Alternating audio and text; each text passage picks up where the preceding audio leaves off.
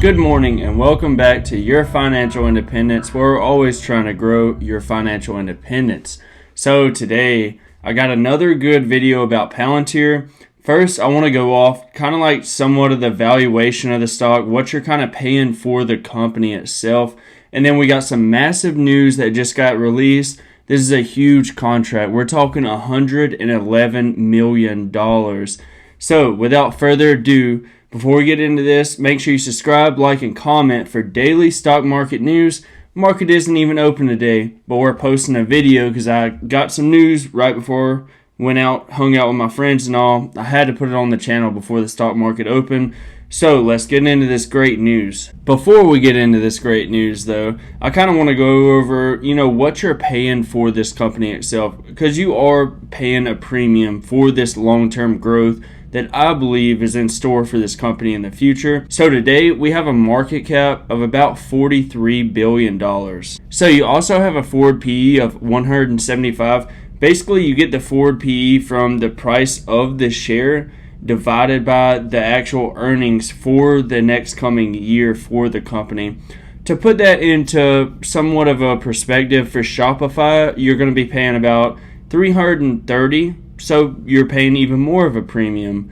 And then for Chewy, you're paying like $1,200 for a forward PE. So it isn't that extremely overvalued. Yes, I do invest in Chewy just because I believe in the long-term growth and I'm willing to pay that premium for that stock. So that's one thing that you have to keep in mind. You're paying a premium for a stock, especially these growth stocks. They ain't value plays, but are you willing to pay that premium? Like, are you willing to go out there? Do you want to go buy Walmart shirts that, they'll wear fine, all that good stuff. Sometimes they even look cool. Or are you willing to go out there and purchase a more expensive shirt, like a polo shirt or something like that? That's kind of somewhat to put it in perspective as far as investing in stocks. And for that matter, usually the cooler stocks and stuff, they usually have more of a forward PE because they're, flashy, all that good stuff. I hope that Palantir falls down because I am going to be buying so many shares. I was buying, I think, May 13th, whenever it was around $18.30-something a share or something like that. That's what I think I bought like 200, maybe 300 shares that day, and I bought contracts. If this stock went to the 15 to somehow, if it had a bad earnings, went down in the 10s, somewhere around there, I would go back in margin buying that stock. But without further ado, let's get into more of the valuation metrics of this company, somewhat of the growth rates, the revenue we can expect in the future.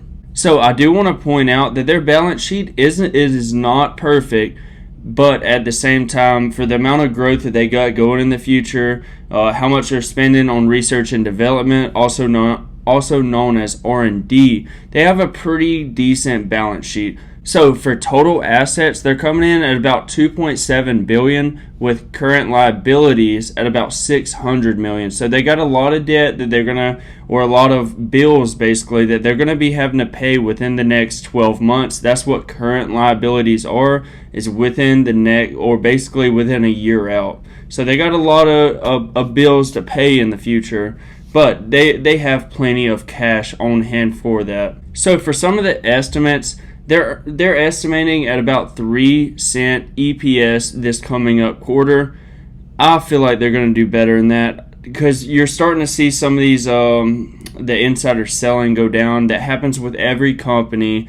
People are freaking out about it. They always do with every company. It's like a continuation that it's like never ending. But this happens with any company. So they're expecting 3% EPS. I feel like they're going to beat that. The insider selling is going to go down. They are getting a lot of contracts that are coming out. I don't want to do any short-term stuff. If I had to randomly throw out a number without doing any kind of estimates, just going through all their contracts they're getting, I would say around 5 cents of EPS. And next quarter, they're expecting the same thing of 3 cent earnings per share EPS. I gotta say, I think they're going to do better. I mean, look, we just got this contract. I mean, they're probably not going to be pulling revenue off of that yet, hitting their income statement. But it's probably like all these past contracts, they're going to start hitting. So I can expect some nice growth from that. For the current year, they have them at 14 cents of EPS. I would be leaning more towards 20. I'm not gonna lie. Like I'm very bullish, but at the same time, I'm also aware of the downside. Like I'm fully aware. Well, I know we had a nice run for this stock. I'm fully aware that this stock could potentially, like, say, like a year out, this stock could go to $12, and I would be ecstatic about that, because I guarantee you, if it went to $12, my goal would be to have at least like 2,000, maybe 2,500 shares of this company. To put that in perspective, I own 600 right now, and about $2,500 of long-term call options, 2023, nothing short-term. And then next year, they're finally looking at, some nice growth. They're looking at 21 cents of EPS for this company. They also have revenue of this year at $1.47 billion, with next year coming in at $1.91 billion. And that's going to be realizing about a 34% increase in revenue this year and about a 30% for next year. So you're going to see nice growth. And this, I feel like this is one of those stocks that you're going to see like parabolic revenue growth, which is going to translate into the actual share price growing. So for the main reason some of y'all probably clicked on this video, Palantir awarded $111 million contract. That way they can provide mission command platform for the United States Special Operation Command. So they've been working with the mission operations to incorporate with other components of the global situational awareness architecture since 2016. So they've been working with US SOCOM since 2016. Basically, to kind of sum up what they actually just re-upped their contract with. So you have the enlisted or the lower rank, the operators and stuff like that. I've got, because I am in the military, I've gotten a couple chances to meet these guys in real life, and you will never meet a more humble, like, this guy's a complete stranger. I would put my life in his hands in an instant if I had to. So basically, these guys are out here doing very, like, high-class missions. Like, these are the guys for the job.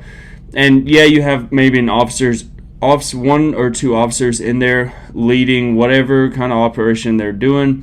And so this is basically going to be going through all the data, all the analytics that they can get, and then transfer this back over to the FOB or forward operating base, or maybe a bigger base that's in an overseas deployment location. And then these generals or maybe full bird colonels or something like that, they're going to get all this data. That way they can actually make a responsible decision with the environments, even the weather, the predicament that they're in. Like, they can bound all this data together to make the best decision possible. That way they can get the mission done. That's the most important thing. And then the next thing is basically to bring back everybody or as many people back to base where they're safe. And then one of the quotes here, I'm going to be looking over here because I don't want to misquote Doug from Palantir's global defense lead. So he went in to say, when special operators are risking their lives in a no-fail scenario, they deserve technology that works. So our partnership with US SOCOM was one of our first in the US military, and that we are honored to keep providing technology that gets the job done while we partner on the future of what is possible. So if you do want to pause the video, I'm trying to keep all this nice and short so I don't waste y'all's time. But basically what we discussed prior to that quote, basically the next paragraph below that goes in to try to explain the scenarios around this technology and why it gets integrated in so many military operations. So I hope this gave a nice overview to all of my viewers,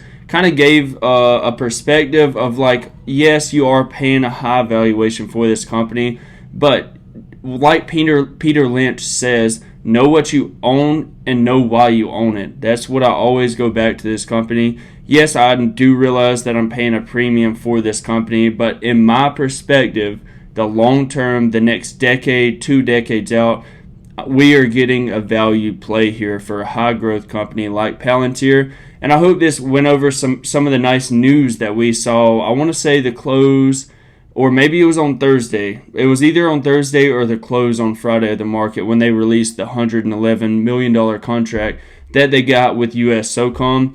So I hope y'all are having a great day, and I can't wait to see y'all in the next video.